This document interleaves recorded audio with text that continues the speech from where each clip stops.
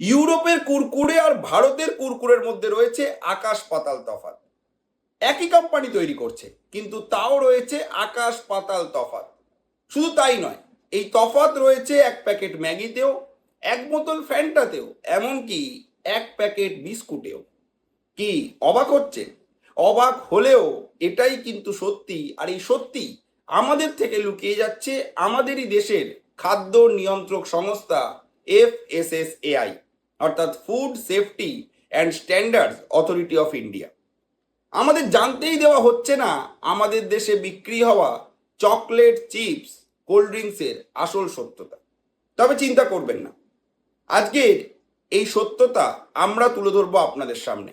তাই অবশ্যই এই ভিডিওটি ধৈর্য ধরে শেষ পর্যন্ত দেখতে ভুলবেন না। চলুন শুরু করা যাক।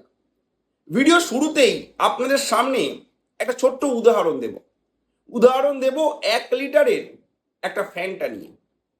1 লিটারের ফ্যান্টা যখন লন্ডনে বিক্রি হচ্ছে, তখন সেটাতে কত কিলো ক্যালোরি থাকে জানেন?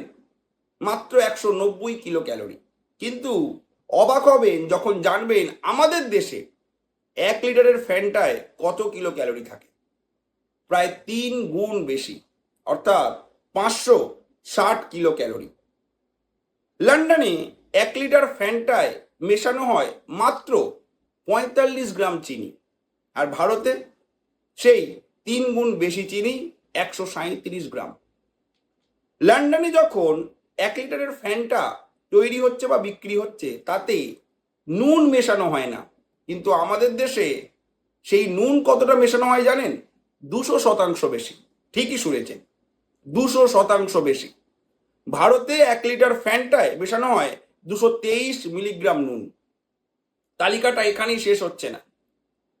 লন্ডনের ফ্যান্টায় কোনো ধরনের আর্টিফিশিয়াল রং, ফ্লেভার, সাবস্ট্যান্স মেশানো হয় না, শুধুমাত্র প্রাকৃতিক উপাদান দেওয়া হয়। কিন্তু ভারতের 1 লিটার ফ্যান্টায় সব ধরনের আর্টিফিশিয়াল পণ্য দেওয়া হয়। স্বাদ হোক, রং হোক, উপাদান হোক, সবই আর্টিফিশিয়াল। দামেও রয়েছে পার্থক্য। ভারতে 1 লিটার ফ্যান্টার দাম মাত্র 53 টাকা 30 পয়সা, কিন্তু লন্ডনে এই দামটা প্রায় 418 টাকা। একই কোম্পানি তৈরি করছে, কিন্তু দুই দেশে দুই রকম। এখন প্রশ্নটা হচ্ছে, যদি 1 লিটার ফ্যান্টা নিয়ে এত তথ্য আমাদের হাতে থাকে, তাহলে কি আমাদের দেশের খাদ্য নিয়ন্ত্রক সংস্থার হাতে নেই? অবশ্যই রয়েছে। এখন প্রশ্ন, তাহলে তারা কোনো কথা বলছে না কেন? কারণ তারা তো কদিন আগেই ওল্ড মংকে অতিরিক্ত ফ্লেভার আছে বলে সেই মদ বন্ধ করার জন্য নির্দেশিকা দিয়েছিল। ডাবরের মধুতে 100% প্রাকৃতিক উপাদান নেই বলে সেটাও বন্ধ করার হুমকি দিয়েছিল। এছাড়াও মাঝে মধ্যেই তারা বিভিন্ন খাবারের দোকানে গিয়ে রেড করে। তাহলে সেই FSSAI এখন চুপ কেন? একদমই না, তারা চুপ নেই। তারা 19 মার্চ একটা বৈঠক করে। কাদের সাথে বৈঠক করে? এই বড় বড় ফুড কোম্পানিগুলোর সাথে। সেখানে FSSAI স্পষ্ট জানিয়ে দেয়, যে সমস্ত খাবারে অতিরিক্ত চিনি রয়েছে, অতিরিক্ত লবণ রয়েছে, অতিরিক্ত চর্বি রয়েছে, সেই সমস্ত খাবারে দিতে হবে ট্রাফিক লাইট কালার। অর্থাৎ লাল কালার হোক, সাদা কালার হোক, সবুজ কালার হোক, যে কালারের বা যে ধরনের আতঙ্ক রয়েছে বা যে ধরনের সতর্কতা দেওয়া উচিত, সেই ধরনের ট্রাফিক লাইট কালার ব্যবহার করতে হবে।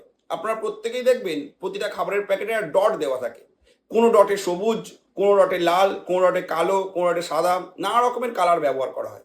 এই কালার ব্যবহার করার কথা বলছে FSSAI, এবং বড় বড় কোম্পানিগুলোকে বলছে। কাদেরকে বলছে?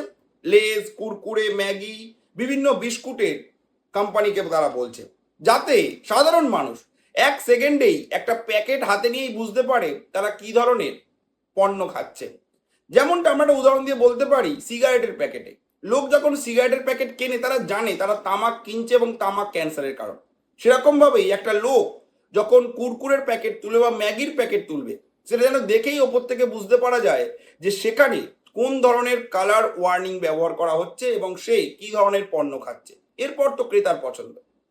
তবে চমকে যাবেন এর পরের ঘটনাটা শুনলে। 19 মার্চ যখন FSSAI এই কথাগুলো বলছে বড় বড় কোম্পানিগুলোকে, বড় বড় কোম্পানিগুলোর তরফ থেকে বলা হচ্ছে না আমরা এটা করতে পারবো না। এর ফলে লোকের মধ্যে কনফিউশন তৈরি হবে, লোক বিভ্রান্ত হবে, লোক এইগুলো পড়লে বা এইগুলো দেখলে খাবার কিনবেন না কিনবেন সেটা নিয়ে বিভ্রান্ত হয়ে যাবে। কারণ ভারতের লোকেরা এত কিছু দেখে জিনিসপত্র কেনে না, তারা পশ্চিমা দেশগুলোর মতো এত পড়াশোনা করে কোনো জিনিসপত্র কেনে না। এর বদলে একটা কাজ করুন, সাদা কালো টেবিলে কি কি পরিমাণ দেওয়া হচ্ছে সেটা লিখে দিন। এটা বলে বড় বড় কোম্পানিগুলো, আর এই কথা মেনে নেয় FSSAI। ভাবতে পারছেন? সব থেকে বড় কথা, এই কোম্পানিগুলো কিন্তু যে কথাটা বলেছে একদমই ঠিক কথা বলেছে এবং আংশিক সত্য বলেছে। কারণ তারা কিন্তু একই ধরনের প্যাকেট যখন বিদেশে বিক্রি করছে সেখানে কিন্তু এই ট্রাফিক লাইট কালার ব্যবহার করছে, আর ভারতের ক্ষেত্রে বলছে মানুষ বিভ্রান্ত হবে। কেন? প্রশ্ন কিন্তু সেখানেই উঠছে। তবে রিপোর্ট কি বলছে জানেন? রিপোর্ট বলছে যদি এইভাবেই চলতে থাকে, মানুষ না জেনে এই সমস্ত পণ্য খেতে থাকে, তাহলে 45 কোটি ভারতবাসী 2050 সালের মধ্যে অতিরিক্ত ওজনের ফাঁদে পড়ে যাবে। তাদের ওজন কিন্তু হু হু করে বেড়ে যাবে। এমনকি এটা বলা হচ্ছে যে 20টা দেশে ইতিমধ্যেই এই ট্রাফিক লাইট কালার ব্যবহার করা হচ্ছে, লেবেল ব্যবহার করা হচ্ছে। ব্রিটেনে 2013 সাল থেকে এই কালার ব্যবহার করা হচ্ছে, লেবেল ব্যবহার করা হচ্ছে। সেখানে কোকাকোলা হোক কিংবা ম্যাগি হোক, প্যাকেটের সামনেই দেওয়া থাকে এই প্যাকেটের মধ্যে কত শতাংশ কি রয়েছে, এবং সেই অনুযায়ী সাদা, সবুজ, লাল, কালো কালার দেওয়া থাকে। অর্থাৎ সেখানকার মানুষ জেনে শুনে খাচ্ছে, কিন্তু আমাদের দেশের মানুষ না জেনেই খেয়ে নিচ্ছে অতিরিক্ত ক্যালোরির জিনিস, অতিরিক্ত চিনি মেশানো জিনিস, অতিরিক্ত আর্টিফিশিয়াল পণ্য মেশানো জিনিস। তবে সুপ্রিম কোর্ট অফ ইন্ডিয়া 12ই আগস্ট FSSAI কে প্রশ্ন করে যে কেন আপনাদের করা আবেদন ক্যান্সেল করা হয়ে গেল, কেন ভারতের মানুষের সুস্থতার জন্য এই পদক্ষেপ নেওয়া হলো না। তাহলে কি FSSAI চাইছে না ভারতের মানুষ সুস্থ থাকুক, নাকি তারা চাইছে যে এই সমস্ত খাবারে এরকম খারাপ পণ্য মেশানো হোক এবং ভারতের লোক খেতে থাকুক, নাকি ওই বড় বড় কোম্পানিরা FSSAI কে প্রেসারাইজ করেছে? সুপ্রিম কোর্ট 2 সপ্তাহের মধ্যে উত্তর চেয়েছে। আপনাদের কি মনে হয় FSSAI এর কি করা উচিত? তাদের কি এই পণ্যগুলিতে ইমিডিয়েট এই লেবেল যোগ করা উচিত, নাকি এই খাবার পুরোপুরি ব্যান করে দেওয়া উচিত? জানাতে ভুলবেন না আপনাদের মতামত কমেন্ট করে। FSSAI এর এই পদক্ষেপ নিয়ে আপনারা কি ভাবছেন অবশ্যই কমেন্টে লিখে জানাবেন।